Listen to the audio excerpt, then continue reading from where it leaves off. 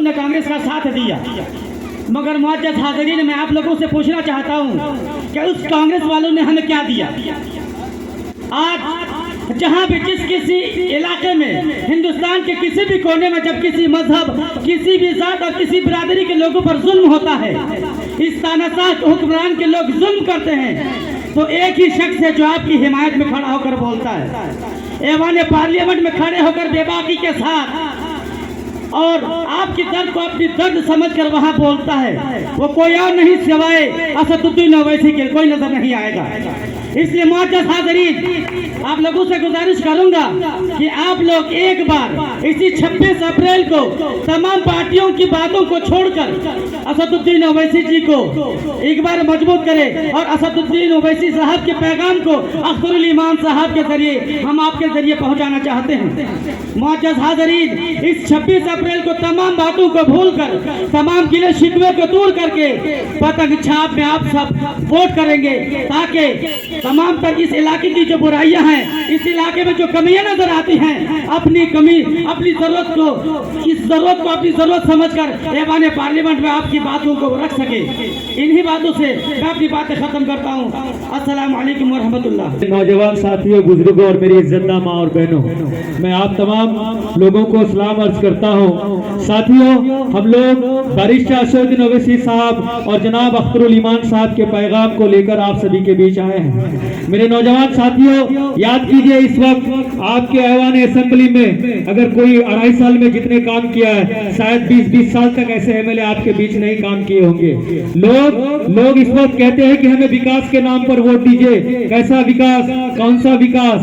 3 साल के अंदर 7 पुल अपने विधानसभा में खड़ा किया, और इस वक्त एक पुल अभयपुर घाट में जो काम शुरू हुआ अख्तरुल ईमान साहब के द्वारा 207 करोड़ रुपए का।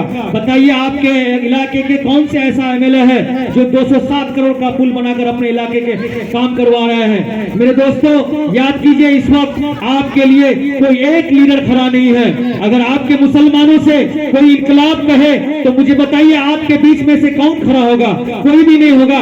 मल्ला ने अपनी जमात खड़ी कर ली, लालू यादव ने अपनी जमात खड़ा कर लिया, रामविलास पासवान ने अपनी जमात खड़ा कर लिया। उसके बाद हाल यह है कि अभी मुकेश सहनी, आप देख रहे हैं, हेलीकॉप्टर में यादव के साथ घूम रहे हैं, जिनके बूथ अध्यक्ष तक नहीं है कहीं, वो आज 3 सीट का दावेदारी कर करके महागठबंधन में आपका शामिल हो गया। मेरे दोस्तों, आप लोग अपनी शब बनाइए, अपनी क़यादत को मजबूत कीजिए।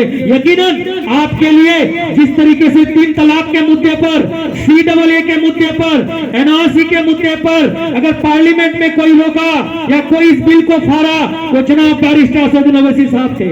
मेरे दोस्तों, यकीनन आप मानिए, ये गुंगा बहरा सांसद जो आप लोगों के बीच 5 साल वोट लेकर अपने घर में सोने का काम किया, ये नकारा साबित हुआ। आपको मालूम है, जब NRC का बिल आएगा तो ये पार्लियामेंट में बोल पाएगा? ये सिर्फ सोने का काम करता है। अगर हुकूमत के आंखों में आंखें डाल करके आपकी नुमाइंदगी कोई कर सकता है, जिनका नाम अख्तरुल ईमान है, मेरे दोस्तों, अख्तरुल ईमान है, और एक तरफ मुजाहिद आया है, मोदी का मुजाहिद, तीर छाप लेकर के। यकीन मानिए, ये RSS और बजरंग दल का है, जो किशनगंज का माहौल और हवा को खराब करने के लिए आया है। मैं तो कहता हूँ कि आप लोग वो दिन भी याद कीजिए जब 3 तलाक का मुद्दा था, हमारे मरहूम मौलाना असराउल्लाह कासमी साहब को बोलने नहीं दिया गया था संसद में राहुल गांधी द्वारा, और वो आज भी उनका वीडियो यूट्यूब में मौजूद है। वो अपने तकरीर में कहे थे कि मैं बोलना चाहा, मुझे बहुत शर्मा है। हजरत मौलाना मरहूम ये बात कहे थे इंतकाल होने से पहले कि मुझे बहुत सदमा है कि 3 तलाक के मुद्दे पर मैंने बोलने नहीं पाया, मेरी पार्टी ने मुझे इजाजत नहीं दी।